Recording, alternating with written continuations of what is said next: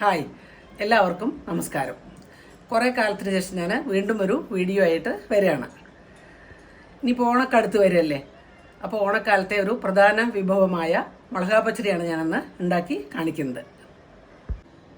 മുളകാ പച്ചടിക്ക് ഉണ്ടാക്കാൻ വേണ്ട സാധനങ്ങൾ: പുളി, ഒരു ചെറിയൊരു നാളികേരം, പൊളിച്ച നാളികേരത്തിൻ്റെ വലുപ്പത്തിലുള്ള അത്ര പുളി എടുത്തിട്ട് പിഴിഞ്ഞെടുത്തിട്ടുണ്ട്. പിന്നെ പച്ചമുളക്, ഉഴുന്നും കുറച്ച് വറ്റൽമുളകും വേണം.